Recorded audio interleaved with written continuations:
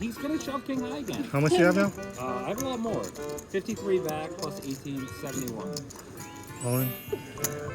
I have king high again. I know. Hey, that's how you play live poker, man. Good luck. What are we watching here? 第一手第一个级别20比1漂亮。Oh, that's been all. 第二个级别。 That's Yuki, a fellow GG team member from China. If you watched the last vlog, you'll know I survived a little longer than she did on my first bullet in this GG Millions high roller event. But when you're still far away from the money, it does not matter when you busted. When you're out, you're out. So here we both are, back on our second bullet and still in the hunt for a WSOPE bracelet here in Prague. Blinds are 1,000, 2,000 with a 2,000 ante, 100k starting stack. This first hand, I'm under the gun with pocket 10s. I raise it up to 4k. It folds around to the button who makes the call, and both the small and big blind get out of the way. The flop comes 8 of spades, 9 of spades, queen of spades. I do have the 10 of spades in my hand, as well as a gut shot to the jack. I decided to start with a check, and my opponent, who is quite short stacked with only around 20k behind, decides to bet for 4k. After he bets, he only has about 8 big blinds behind. I think he could be stabbing with a wide variety of hands here, and if my 10s are behind, it's very likely to still have good equity, so I decided to check raise all in. All in. All in. All in. All in.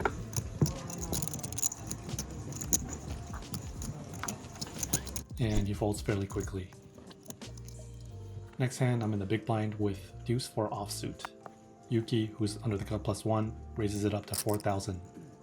Everybody folds, including the small blind. The action is back on me. This is a pretty awful hand, but facing a min raise heads up and closing the action, I decided it's worth seeing the flop, which comes ace of clubs, 5 of clubs, 6 of clubs, another monotone flop. So I do flop a gut shot to the 3, and I am holding the 4 of clubs. I think this is a board that allows me to start bluffing with. I decided to lead out for 4,000, hoping to target hands in a range without a club, like king queen suited, pocket 10s without a club, pocket 9s without a club, but she does decide to put in the call. The turn is the 8 of spades. I think this is actually a great card to continue barreling on. I've now picked up additional outs, as any 7 now makes a straight, and I think if she just has one pair without a club, it's going to be really difficult for her to call a second bet. So I do decide to bet out for 15,000. Now, she started thinking about this for quite a long time, and the longer she took, the more I felt that this bluff was going to get through, especially since she only had 39,000 behind. So this turn bet really puts her in an awkward position if she doesn't have a spade in her hand.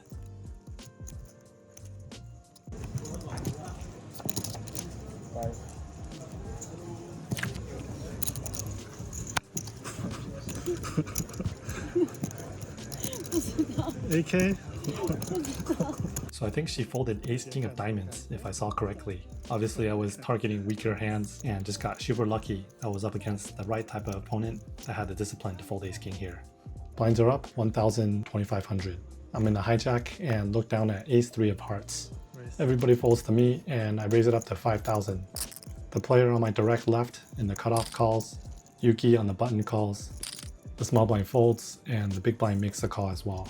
So we go 4 ways to the flop of 10 of hearts, queen of spades, 9 of hearts. So I flopped the nut flush draw, but this is a very wet board and connects very well with hands that my opponents could be calling with. So after the big blind checks, I decide to start with a check as well. The cutoff now decides to bet out for 15,000.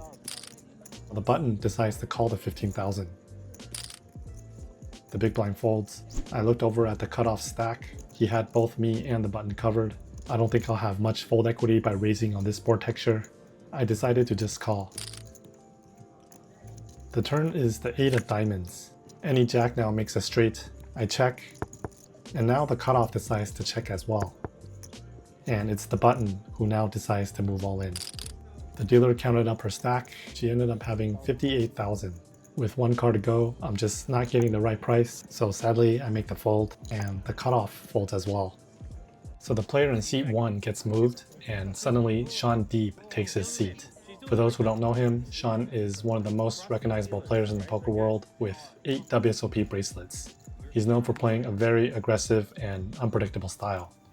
And you can feel the dynamic change right away as the conversation on our table picks up. and suddenly everyone seems a little more willing to mix it up.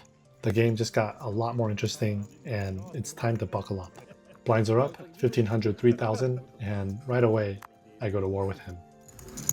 You gonna raise my big blind now? 6. I'm looking at your tournament size, not even cash game size. To make it 20.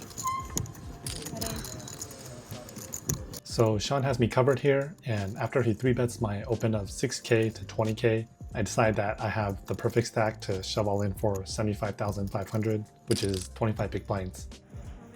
And he turns over ace-5 of diamonds. Whoops, was not expecting him to snap call with that hand. Luckily I hit the 10 on the flop, and just like that, it's like the poker gods sent Shaun over here to give me a full double up. You almost got me. But exactly 4 hands later, we get tangled up again. This time I have king queen offsuit under the gun and raise it up to 6,000. You said we're supposed to stick together, and I want to get on the Asian side. They have majority. If you have each other's actions, that's what they exact too, right? They have the majority here. I didn't mean in life. Fucking landed. 18. wow, you snapped me back. He's gonna shove king high again. How much do you have now? I have a lot more. 53 back plus 18, 71. 71. Good job. I'm basically Asian. All in. All in. I have king high again. Hey, that's how you play live poker, man. Look. Straight poker. What are we watching here? Straight poker is weird. I should win this one. You're this. Oh no. Why did I say it? Alright. 71. As they say, easy come, easy go. I lose the chips I just won right back to him, and I'm back down to 84,500, which is 28 big blinds. Ace-9 off again? You try to 3-bet that twice on the button? Don't use a time bank, just call her full. You might need your time banks later. For you. Oh, I appreciate it. I'm gonna show you. You don't show me. You don't want to show me? I don't want you to show me. Okay, I'll show the rest of the table. Close your eyes. You close them? Best hand, right? I learned from Andy, king high, good hand. Shaun is definitely getting confident now, playing loose and aggressive, putting everyone under pressure. But at the same time, I will say that he's also bringing in a lot of energy and making the table a lot more enjoyable. Inevitably, I get involved with him again in this hand, where I look down at king-9 offsuit in the big blind. Andy's big one? Deal him queen high, not king high, so it doesn't go all in. He's like, oh my god, the levels of this. You've been right every time. You've called mine hand twice, and then you've called her hand once. It's scary. He's Okay. got the best hand. We should not play with him. These online kids, when they call the button, they always have the best. So after Shaun raises the 6k, the button calls, and I call as well. We go to the flop of 7 of diamonds, queen of diamonds, king of clubs. I check my top pair, Shaun checks, and the button decides to check as well. The turn is the 3 of spades. Still with top pair here, I very likely have the best hand, but as aggressive as Shaun is playing right now, I decide to give him some more rope and check again. Now he does decide to bet, and throws out 20,000. The button folds, and now with my stack of about 23 big blinds, there's only one thing left to do. All in. All in. All in for. Oh, good. He snap calls my all-in and turns over 4 or 5 of diamonds, drawing very live with a flush draw and a gut shot to the straight. Luckily for me, he misses everything, and I get a full double up from him again. This next hand, I'm the big blind and look down at ace-queen offsuit. It folds around to the button, who raises it to 6k. The small blind folds, and here I think my default play is to 3-bet. But against this specific opponent, who is a well-studied and thinking player, I thought that I'd be able to get him to make more mistakes post-flop by disguising the strength of my hand and keeping his opening range as wide as possible. So after just calling, we see the flop of Jack of Hearts, 10 of Clubs, Deuce of Spades. I check it over to him, and he makes a c-bet of 4,500.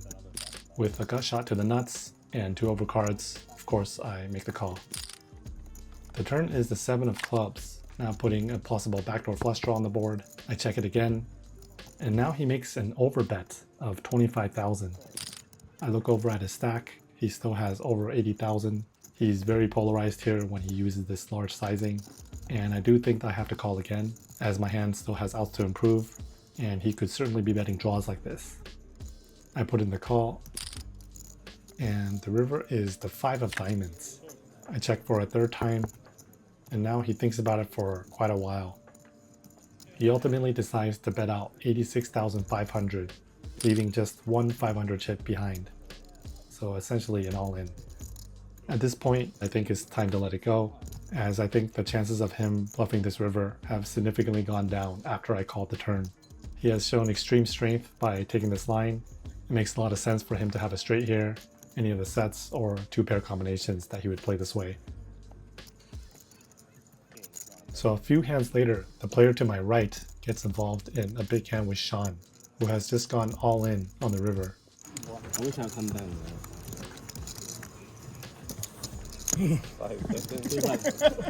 Show me S5. Aces.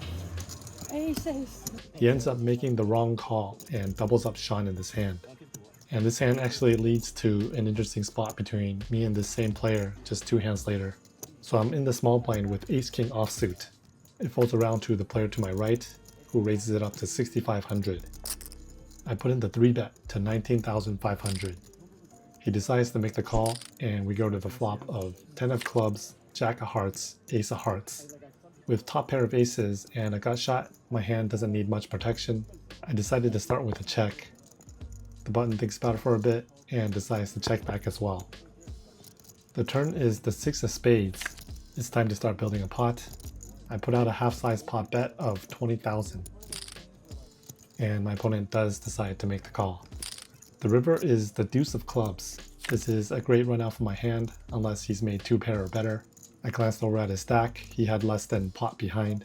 I do decide to move all in. Once he didn't snap call, I knew I had the best hand. And he does eventually make the call. So with him having ace-5 suited here, having top pair, it definitely wasn't an easy spot.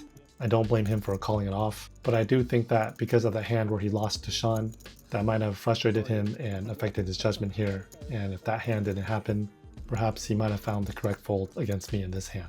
So courtesy of Shaun, I'm up to 246k after this hand, which is about 82 big blinds. And right when things were getting fun, our table breaks, and now it's time to move to our new table assignments. So right when I get to the new table, I'm in the hijack and look down at pocket 8s. Blinds are up now, 2k, 4k, blinds are getting massive, and it is the last level of the day. There's a raise to 8,000 to the player to my right in the low jack. With pocket 8s here, I think I could either flat or 3-bet. Being in position and with a couple of aggressive players behind me, I think putting in another raise will perform better. So I do put in the 3-bet to 22,000. The cutoff to my left thinks about it for a bit. It looked like he wanted to put in the 4-bet, but it does eventually fold. It folds around back to the low jack, and he decides to put in the 4-bet to 55,000. This player did have me covered. It's really tempting for me to call here to try to hit an 8, but unfortunately I need to be a little bit deeper to make this call profitable in the long run, as I'm going to miss most of the time. This is one of the challenges of playing middle pocket pairs like 8s. On aggressive tables, by just calling pre-flop, you set yourself up to being squeezed by players behind, and by 3-betting yourself, sometimes you run into the original raiser putting in the 4-bet and costing you too much of your stack to see the flop. The next hand, I'm under the gun with Jack 10 of diamonds and raise it up to 8,000. The player on the button makes the call, both the blinds get out of the way, and we go heads up to the flop of Queen of clubs, Deuce of diamonds, Deuce of clubs. I missed this board, but I do have a backdoor straight draw and a backdoor flush draw.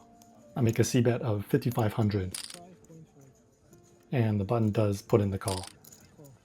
The turn comes the ace of clubs, now giving me a gut shot straight draw. This is a great card for me to continue betting on, as I think my opponent's range consists of many small to medium pocket pairs. I want to continue applying pressure to that range, so I continue for a bet of 15,500. My opponent thinks about it for a bit and does eventually make the fold.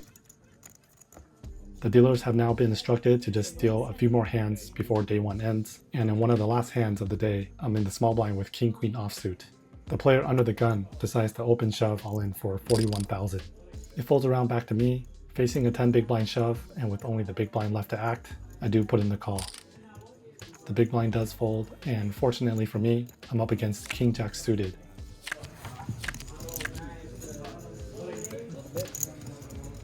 It's been a long day and quite the roller coaster for me, and we're all glad to have made it through day 1 of this GG Millions high roller.